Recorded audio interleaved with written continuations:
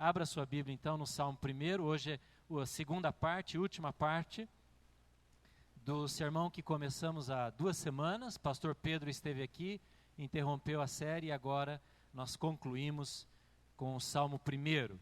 Esse salmo é o salmo do ano, é o salmo que vamos decorar, vamos meditar nele, mas hoje vamos encerrar a nossa meditação no culto desta noite. Como é feliz aquele que não segue o conselho dos ímpios, não imita a conduta dos pecadores, nem se assenta na roda dos zombadores. Ao contrário, a sua satisfação está na lei do Senhor, e nessa lei medita dia e noite. É como árvore plantada à beira das águas correntes, dá fruto no tempo certo e as suas folhas não murcham. Tudo quanto ele faz prospera. Até o versículo 3.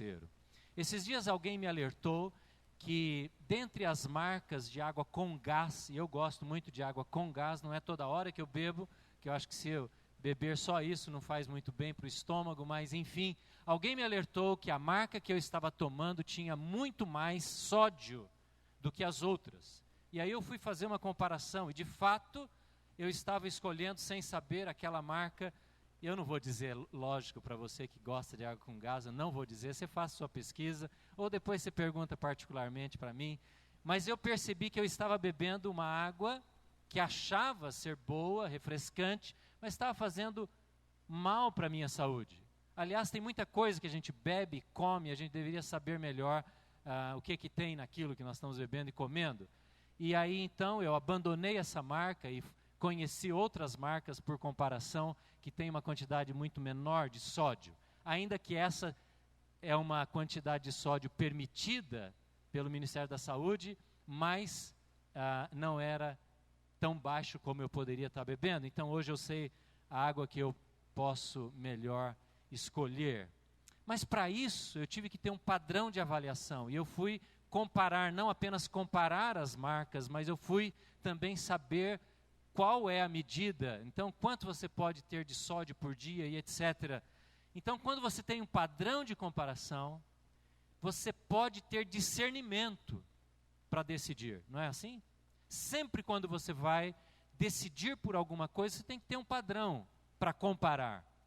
E a partir daquele padrão, você usa o seu discernimento, a sua inteligência, o seu poder de decisão para escolher aquilo que é melhor para você. Há uma aplicação espiritual para esse fato. A semana retrasada, lemos o Salmo 1 no primeiro versículo e nós vimos que há uma fonte que tem veneno, é uma fonte envenenada, que está aí à nossa disposição. E muitas pessoas bebem desta fonte. O Salmo 1 fala que existem aqueles que seguem o conselho dos ímpios, que imitam a conduta dos pecadores e que se assentam na roda dos escarnecedores. Então há uma corrente, há uma fonte permanente de influência sobre a nossa mente, a nossa conduta e os nossos valores. O valor é o último a mudar. Começa na mente, aquilo que nós somos bombardeados o tempo todo. Começa a mudar o nosso comportamento, as nossas ações, por isso ele diz que há aqueles que imitam a conduta de outros, até que ele se assenta na roda dos zombadores, isto é, o valor, os princípios que regem a vida deste indivíduo mudaram, foram contaminados, foram alterados, e nós vimos isso naquele dia. E o Salmo diz: feliz é aquele que não faz isso, que não bebe desta fonte. Feliz é aquele que não se deixa influenciar por esses valores, conceitos e comportamento mundanos. O versículo 2 é o versículo que nós vamos basear essa meditação na noite de hoje. Ao contrário, ele não faz isso, ele não imita os pecadores, ele não segue o conselho, ele não se assenta, ao contrário, diz o texto, a sua satisfação. Você pode ler comigo aí o versículo número 2? Vamos ler juntos? Ao contrário, a sua satisfação, e nesta lei medita de dia e noite. Eu gosto da maneira como começa o versículo. Ao contrário, em algumas Bíblias diz antes. Pelo contrário, ao invés dele andar no conselho dos ímpios, ao invés dele imitar a conduta dos pecadores e se assentar na roda dos zombadores, ao contrário, antes disso, o prazer, diz o texto, a satisfação está na lei do Senhor. Interessante que não é ao mesmo tempo. Ao mesmo tempo que ele anda, que ele ouve, que ele é influenciado, ao mesmo tempo ele olha para a lei do Senhor. Não é ao mesmo tempo. Não é concomitantemente. Não é depois. É antes. Está aí na sua Bíblia? Antes. Ou ao contrário, ao invés, em oposição a esse comportamento do primeiro versículo, este indivíduo que bebe da fonte de Deus, antes de correr o risco de andar no conselho, de imitar a conduta, de se assentar e ter o seu coração, os seus valores mudados, antes disso, ele tem prazer na lei do Senhor. É importante isso, é importante você entender que é antes que aconteça isso. É um trabalho de prevenção para que não aconteça. E nem vivamos uma vida de doença, de esquizofrenia espiritual, porque existem cristãos, há crentes que, ao mesmo tempo que eles andam no conselho dos ímpios, que eles se amoldam em algumas áreas da vida à prática, ao comportamento e aos valores dos que não temem a Deus, ao mesmo tempo, eles vão para a Bíblia, cultuam a Deus, cantam louvores, vão ao culto, leem a Bíblia. Na psiquiatria, há uma doença que é o transtorno dissociativo da identidade. A gente conhece pelo nome popular de dupla personalidade. Há cristãos que têm dupla personalidade na sua espiritualidade. Ao mesmo tempo que bebem da fonte limpa e sabem, conhecem, ouvem, aprendem, cantam, declaram, leem um bom livro, leem a Bíblia, mas ao mesmo tempo, a vida, o comportamento, a mente está sendo também influenciada e está bebendo das fontes do mundanismo, do pensamento do ímpio, do que não anda nos caminhos do Senhor. Então, esta pessoa vai viver uma vida frustrada. Você bate nela e está oco, sem brilho, de desânimo. Por isso o texto diz, antes, ao contrário, ao invés, em oposição, em substituição a isso, para que a gente não viva esta vida dessa dupla personalidade na nossa espiritualidade. Ao mesmo tempo que erguemos as mãos cantando, na nossa mente habita pensamentos, desejos, com os quais nem lutamos, nos acomodamos. E o texto diz que, ao contrário, a satisfação dele, diga comigo, satisfação. Essa é a palavra usada aqui na NVI, ou na sua Bíblia pode estar prazer. Antes, o seu prazer, ou a sua satisfação. A gente vive numa época do prazer, não é? Desde que você tenha prazer e não faça mal às pessoas, não é assim que a gente ouve? É a época onde tem muito valor a doutrina ou a teoria filosófica do hedonismo. O hedonismo é este ensino, não é, da filosofia, este comportamento que domina o comportamento de muitas pessoas, cujo alvo mais importante da vida é ter prazer, realização, alegria, contentamento. Então tudo gira em torno daquilo que te faz bem. Se te faz bem, faça, desde que não faça mal para alguém. Isso é hedonismo. É o prazer como fim absoluto de toda pessoa. E ao cumprir, ao atender o prazer, o que dá vontade de fazer, o que dá prazer é alegria, então a pessoa vai alcançando a felicidade. É isso que diz o hedonismo. E há muitas pessoas que vivem baseado neste conceito. Por exemplo, muitas vezes consumimos para atender um prazer. Aliás, todo comércio, toda publicidade gira em torno de despertar em você um desejo por aquilo que talvez você não tenha, ou você já tem, mas precisa ter um pouco mais, não é? Então nós vamos e saímos olhando as vitrines, por exemplo, num shopping. Ou pare em frente à televisão e comece a ver como o apelo ao desejo, ao prazer, porque você vai consumir se for despertado em você o desejo de ter aquilo e atender uma satisfação. Então é gostoso, né? As mulheres sabem bem o que é isso. Por exemplo, as mulheres colocarem uma sandália nova nos pés é uma coisa assim, não é? Que muda a alma, não é verdade? As mulheres não concordam com isso. Sair com uma bolsa nova pendurada no braço, assim, não é uma coisa que refresca o coração?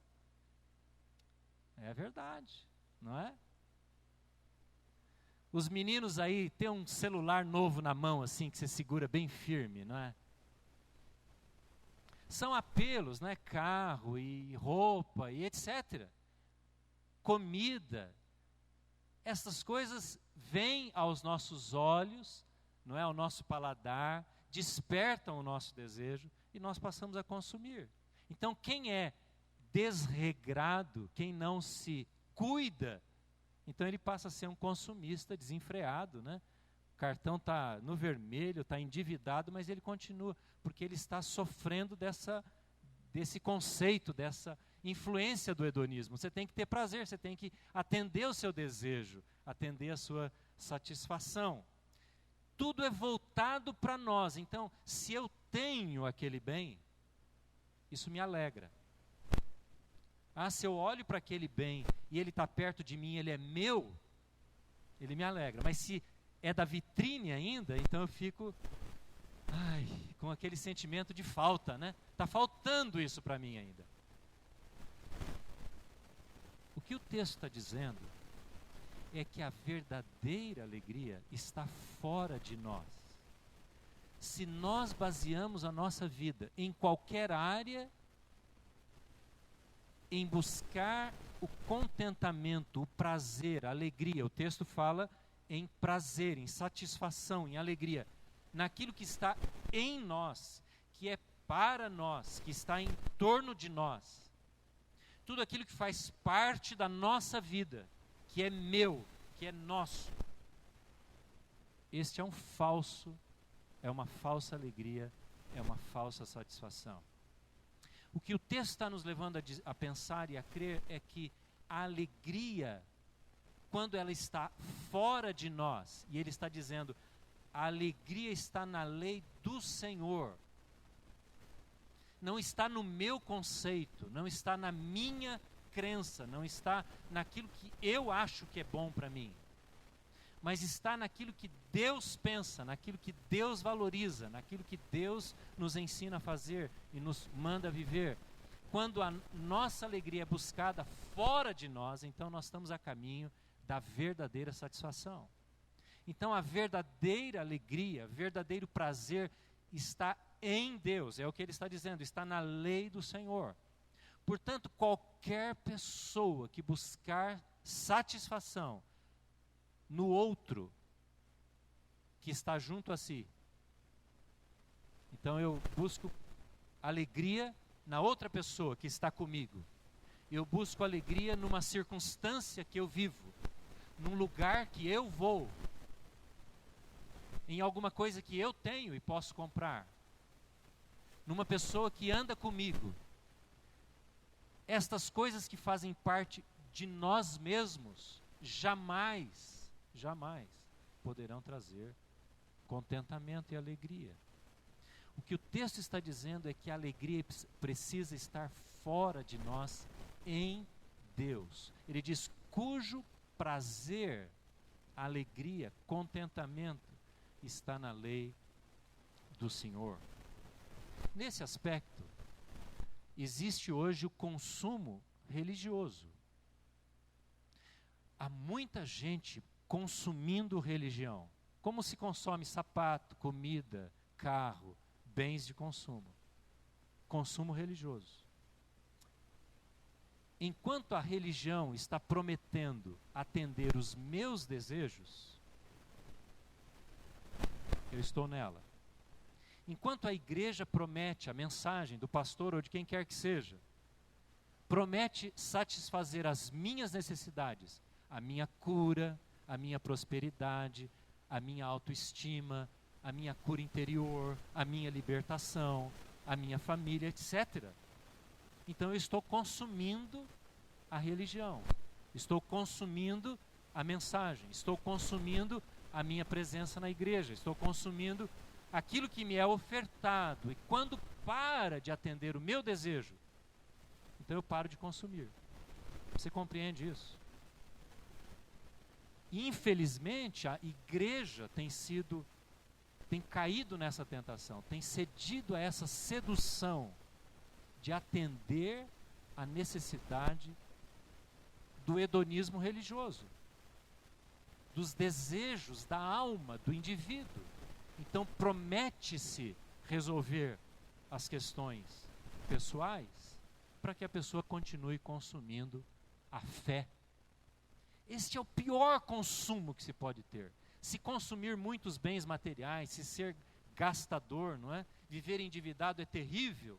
Consumir Deus, o nome de Deus, o Evangelho, esse é o pior consumo que se pode ter.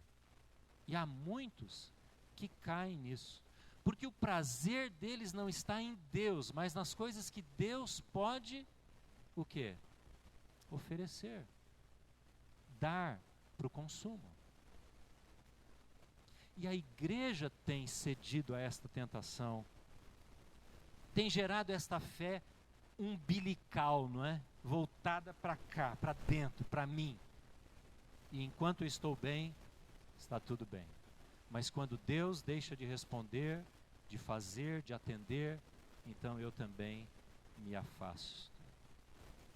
Irmãos, se você for analisar, você conhece pessoas que abandonaram a fé em Jesus, que abandonaram a convivência no corpo de Cristo, que talvez até tenham negado a fé.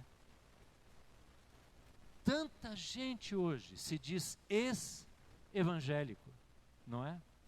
Porque no consumo da fé se decepcionou. Nas promessas que foram apresentadas, as promessas que foram apresentadas não foram atendidas, não foram cumpridas. As expectativas do prazer e do consumo e da realização, da alegria, não foram atendidas por aquela mensagem.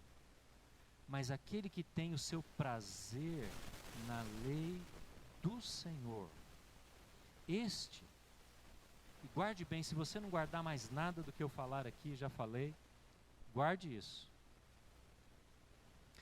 Uma pessoa centrada em Deus e na sua palavra, é uma pessoa que pode conviver com a tristeza e a alegria ao mesmo tempo. Esse paradoxo, que parece um paradoxo. Parece porque hoje tem sido prometido que só há alegria na fé, só há alegria em Deus. Mas não é isso que nós encontramos na Bíblia, não é isso que nós encontramos na vida de Jesus, na vida dos apóstolos, na vida do apóstolo Paulo, na vida dos heróis da fé. Então um homem, uma mulher, um jovem que tem o seu prazer em Deus, na lei do Senhor, ele é capaz de conviver com a tristeza, a perda, a dor, o sofrimento, a angústia e a alegria, o contentamento, o prazer a circunstância boa, a resposta de oração, a cura, porque Deus faz isso também. Mas não quer dizer, e aqui nós não pregamos isso, que Deus só vai fazer isso. Porque ela é uma pessoa centrada em Deus e na sua palavra. Não é fácil de entender, mas é possível experimentar. Você pode experimentar, nós podemos experimentar isso. Essa capacidade de conviver com a angústia da existência, com a angústia dos problemas, com a dor da morte, com o problema da enfermidade, mas ao mesmo tempo poder dizer: a minha alma está em paz com Deus. O meu coração está feliz com Jesus. O meu prazer está em Deus e continua nele. Porque eu tenho uma vida centrada na sua palavra. Você pode dizer amém a isso? Talvez você esteja vivendo assim hoje. Nas suas mãos estão angústia e alegria. Estão provas do amor e da misericórdia de Deus por respostas de oração e por você sentir a presença dele em algumas coisas na sua vida, mas na outra mão estão os dissabores, as provações. Mas onde você está centrado?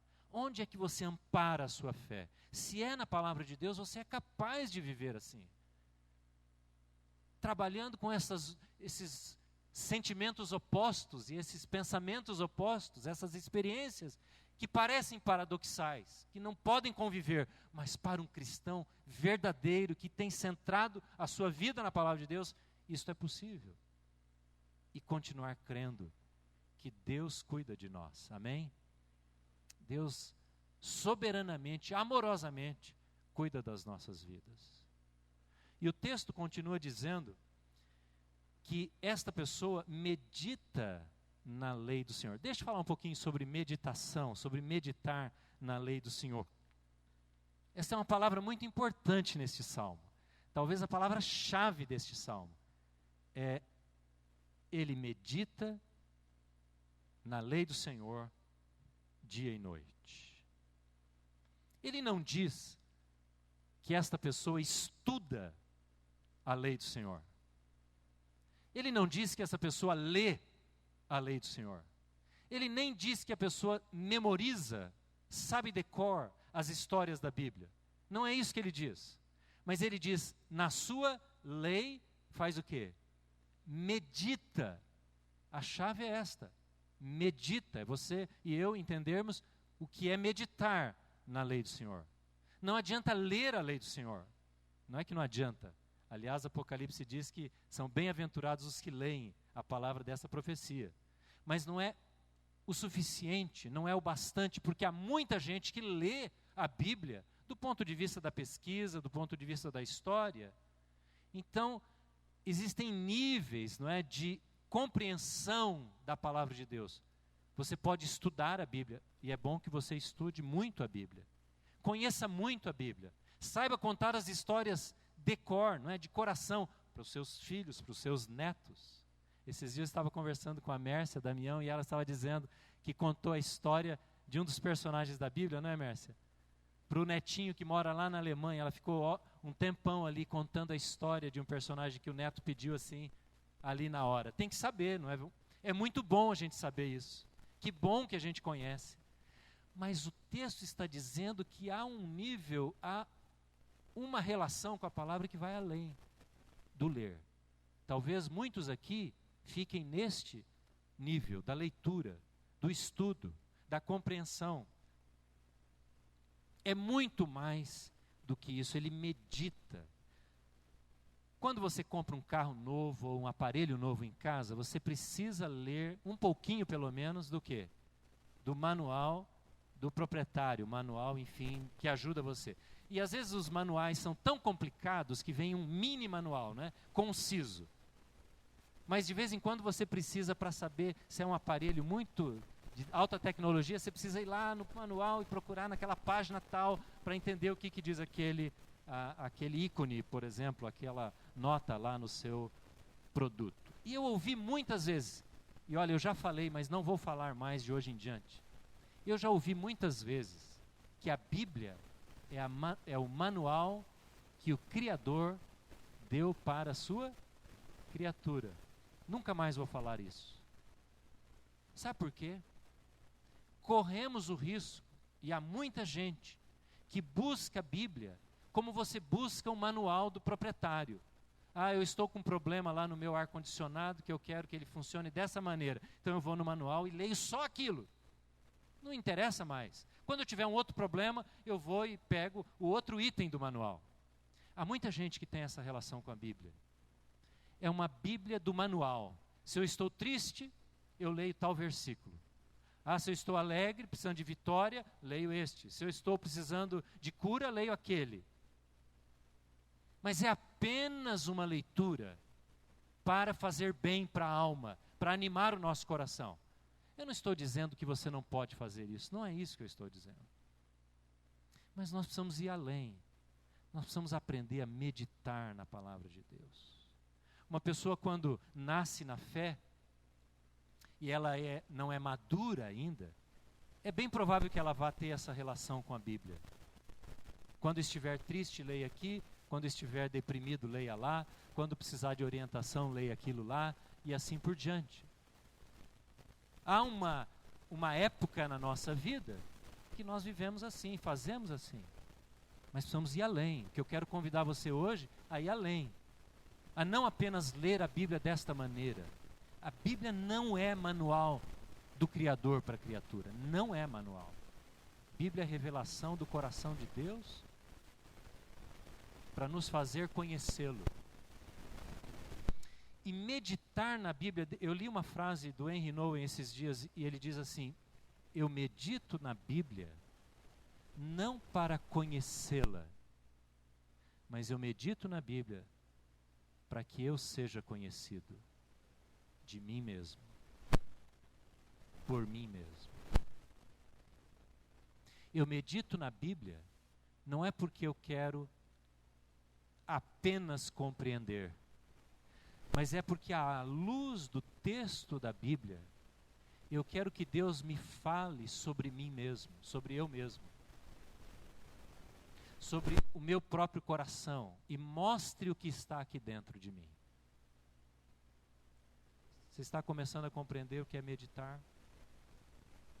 Por exemplo, você vai ler o texto do anúncio para Maria do nascimento de Jesus. Vamos dizer que hoje, amanhã, esse é o texto que você vai ler na Bíblia. Se você for apenas um leitor do conhecimento, da busca da informação, você vai ler o texto e vai dizer: puxa, Maria tinha 15 anos, eu já ouvi isso na igreja, quando foi anunciada a ela que teria um bebê, deve ter sido difícil, imagina a situação, não é? Esta é a leitura da informação.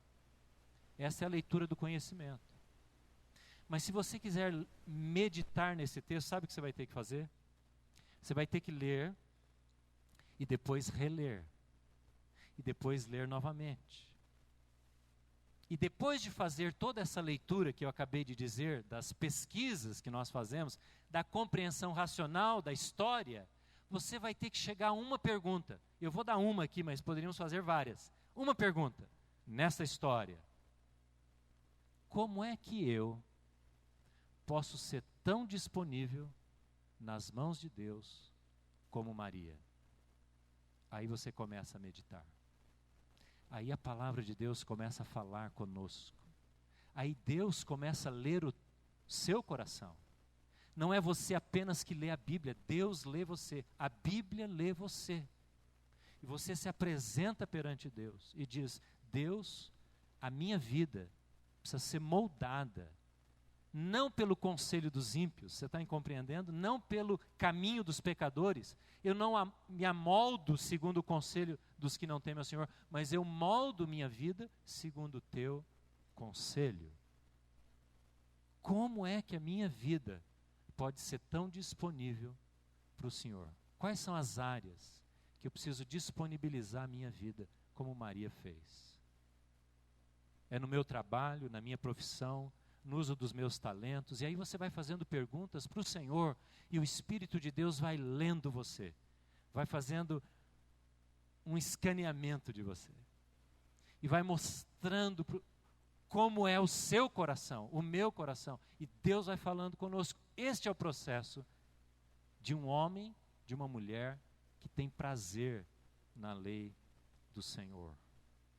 Interessante que no hebraico, a palavra meditar, que tantas vezes aparece como aqui, tem a mesma raiz, sabe do quê? De ruminar. Ruminar. Então eu imagino, não foi Davi quem escreveu este salmo, mas eu imagino o salmista, não é? Ou outro qualquer da Bíblia, Moisés, olhando lá o rebanho, não é? As vacas, as novilhas, e vendo aquele processo de ruminação. E há um tempo atrás eu parei, e alguém me disse isso, os veterinários podem dizer depois se eu estou certo ou errado, mas alguém falou assim, olha, você pode observar com um cronômetro, um gado, uma vaca, um bezerro ruminando. Ele vai ruminar durante 50 segundos. Aquilo fica aquela baba caindo, não é? Depois o fluxo e o refluxo por mais alguns segundos, eu não lembro bem. Mas é uma coisa tão metódica, tá certo? Tem alguns veterinários fazendo, é assim mesmo. É uma coisa metódica, é uma coisa constante, é uma coisa rotineira. Meditar exige prática, exige dedicação. Você não consegue meditar se você está, não é, para pegar no volante do carro. Não, hoje eu não li um versículo, deixa eu pegar aqui, passa o dedo aqui, lê isso aqui, pronto, e vai embora. Isso não é meditação, isso é leitura.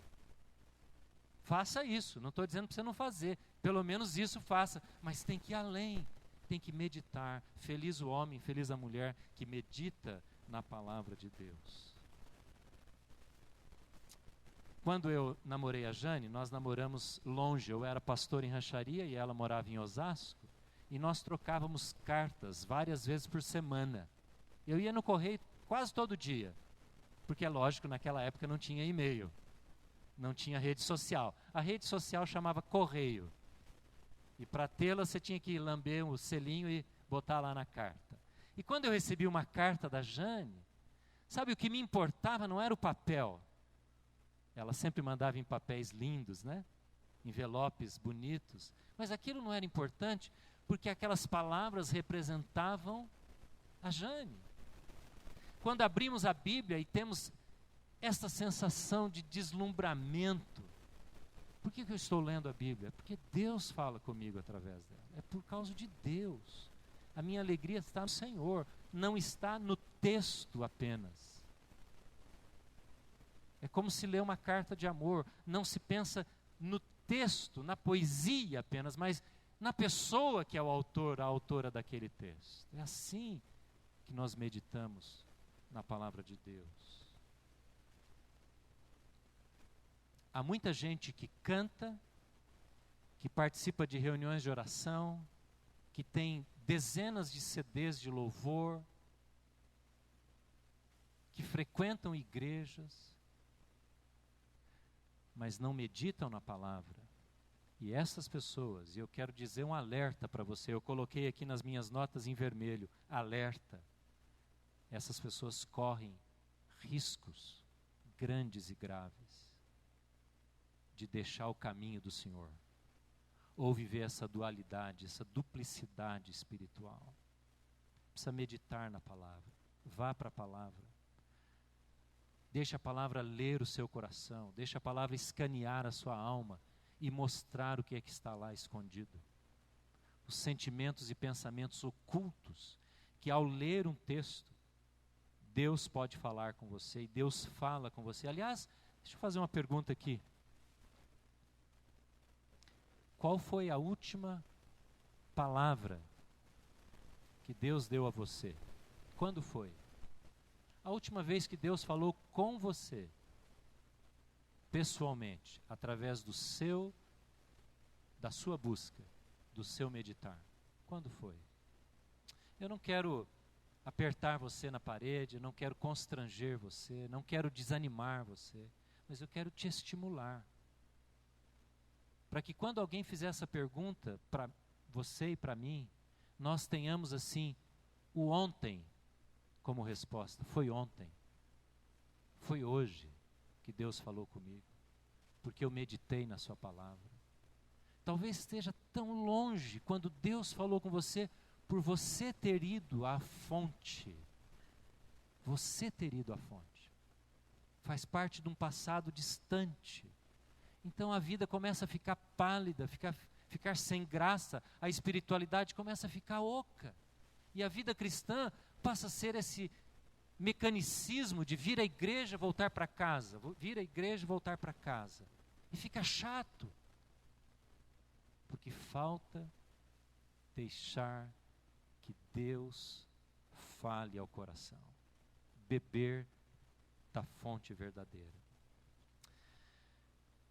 O texto termina, e eu estou terminando também, com esta afirmação. E na sua lei, medita o quê? Dia e noite. Quando eu lia esse texto, antes, eu sempre pensava em alguém que o tempo todo estava de alguma maneira buscando ouvir, buscando ler, buscando ouvir Deus. Dia e noite. Mas sabe que eu descobri? Que é muito mais do que o tempo claro, dia, e o tempo escuro, noite. O que o Salmo está dizendo, e por isso ler o resto dos Salmos vai mostrar, não é? E isso a gente vê no resto dos Salmos, que a palavra, a lei, fala sobre todas as coisas. É como uma palavra que serve para o dia, para os assuntos do dia e para os assuntos da noite. Serve para a vida da criança como para a vida do ancião. Serve para a vida do jovem solteiro, para a pessoa casada. A Bíblia fala sobre todos os assuntos. A amplitude da lei do Senhor não é apenas sobre 24 horas do dia. Quero que você compreenda isso. A amplitude da Bíblia. Aliás, há um cântico que fala assim: Ele fala sobre todas as coisas. É um cântico antigo. Ele fala, Ele fala, Ele fala sobre todas as coisas, Ele fala. Porque é isso que a Bíblia diz. Qualquer assunto, você pode pegar um assunto. Agora, você precisa entender uma coisa rapidamente. A Bíblia tem normas ou leis e princípios. O que nós buscamos na Bíblia não são as leis e as normas, porque estas são passageiras. Algumas normas foram dadas para o Antigo Testamento que não estão válidas como norma e lei para nós. Por exemplo, comer comida de tais e tais animais, o homem não vestir a roupa da mulher e a mulher do homem. Tem um contexto todo histórico, social, que entendemos ao ler o texto e que isso é entendido como norma, como lei. Mas há um princípio, mesmo naquelas normas esquisitas para nós. Alguém esses dias disse: pastor, ler o Antigo Testamento é muito esquisito. Tem coisas ali que não dá para entender. É porque você está na norma, você está na lei, você tem que pegar o princípio. Eu não tenho tempo para falar não usar roupa do homem, da mulher e comer esses animais ou aqueles agora. Mas há um princípio de vida, um valor de vida, que rege a vida hoje, tirado daquilo. Então você precisa ir atrás do princípio, usar a sua mente, o seu conhecimento da Bíblia, e aí você vai ver que os princípios bíblicos se aplicam de dia e de noite. Isto é, para todas as áreas da vida. Vou dar alguns exemplos. Disciplina dos filhos. A Bíblia fala sobre vara da disciplina. E quando ele está falando sobre vara, ele está falando vara mesmo, um pedaço dessa árvore aqui, ó. Mas você pode tirar de Provérbios os princípios. E por não entender os princípios, há pais que hoje abrem mão da disciplina. Às vezes é porque estão cheios de culpa, porque não dão atenção para os filhos, ou por algum problema no relacionamento conjugal, então tem culpa, e aí dão tudo para os filhos, não colocam limites, não colocam barreiras de proteção, de obediência, de submissão, e geram crianças que são rebeldes, que são cheias da vontade própria, têm uma vontade indomável, não é verdade? Você vê isso aí fora todo o tempo. Só lá fora, né? Porque aqui dentro não tem nada disso. Quais são os princípios que regem a educação de filhos? Para isso, você tem que meditar na palavra. Meditar, compreendê-la como princípio.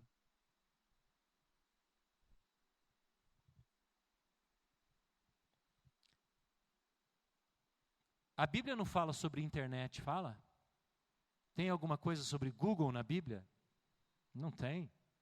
Mas quais são os princípios que regem, que deveriam reger a nossa vida no quesito tempo que gastamos, o que vemos? É impressionante como a internet tem feito baixar o nível da consideração mútua. O que mais rola na internet, não é, nas redes sociais, é sátira, é ironia, é gozação de pessoas, não é verdade?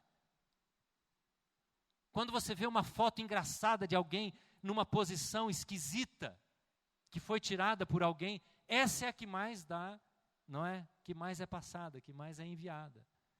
Piadinhas, desprezo por pessoas, não é? Más notícias, coisas às vezes indecentes. A Bíblia não fala sobre isso, mas a Bíblia tem princípios de vida que atingem essa área da vida moderna. Quanto tempo você gasta na internet comparado com o tempo de meditação na palavra? Esse é um princípio. Eu poderia falar aqui sobre muitas outras áreas, mas eu tenho um sonho a compartilhar com vocês. Eu quero compartilhar com algumas pessoas que talvez Deus vai chamar para, quem sabe, realizar esse sonho. Esses dias eu fiquei indignado quando assisti uma propaganda na televisão sobre o carnaval. E eu disse, por que a minha casa e a sua casa é considerada um lixo que recebe tamanha imoralidade, tamanha indecência, tamanho absurdo de nudez dentro da nossa própria casa, à luz do dia. E aquilo me deixou muito frustrado e muito irritado, muito amargurado. E aí eu fiquei pensando, o que é que nós estamos falando sobre isso? Qual é a voz de protesto que a igreja tem dado para o CONAR, Conselho Nacional de Autorregulamentação do Marketing, da Propaganda? E aí eu fiquei pensando em quantas coisas a igreja poderia fazer. E aqui vai o meu sonho. Nós despertarmos aqui no meio da nossa igreja educadores, psicólogos, pais, advogados, enfim, toda a área de profissionais e pessoas que têm profissionais na área da informática, o que quer que seja, pessoas que se sentem chamadas a terem essa voz de protesto, porque meditam na palavra de Deus e sabem que a palavra de Deus fala sobre dia e noite. E formarmos aqui na nossa igreja uma ONG, uma associação, eu não sei o quê. Nós vamos ter que descobrir juntos se Deus tem isso para nós. Que seja a voz de protesto, que vá para os jornais, que vá para a internet e diga, não queremos isso. Como sociedade não queremos isso. Não é porque somos cristãos apenas. Porque queremos ter lares e filhos bem educados, sadios, bons casamentos, boas famílias. Uma sociedade guiada por princípios da palavra de Deus. Por que somos apáticos? Então eu quero chamar você, quem sabe você vai ser o realizador deste sonho, dessa visão. Uma voz de protesto, uma voz de profeta perante a sociedade. Não queremos isso, porque nós meditamos na lei do Senhor e na sua lei meditamos de dia e de noite. E a palavra de Deus fala sobre todas as coisas, inclusive sobre as propagandas da televisão e sobre os desleixos do governo e sobre as coisas que acontecem, enfim, por aí. Quem que pode se unir a isso? Talvez Deus chame você. Você professor, você educador, você pai, você mãe, você que é advogado, você que é qualquer área profissional, diga, eu quero fazer parte de uma coisa assim, porque eu não aguento também. Eu estou com uma insatisfação santa diante de mim, uma ira, uma revolta, porque a lei do Senhor fala de dia e de noite, e eu medito nela e eu quero torná-la conhecida. Discernimento. Como é que nós podemos fazer isso? Talvez seguindo o exemplo de Jesus. Uma vez chegaram para Jesus e disseram, Senhor, pare um pouco e vamos comer. E ele disse, eu já tenho comida. Aí os discípulos pensaram em João capítulo 4 que alguém teria trazido comida escondido para Jesus. E ele então já teria comido essa comida escondida. Mas Jesus está falando de uma comida espiritual e depois ele completa e diz: a minha comida é fazer, é cumprir a vontade do meu Pai. Lembra que eu falei que a comida é uma das coisas que mais nos dá prazer?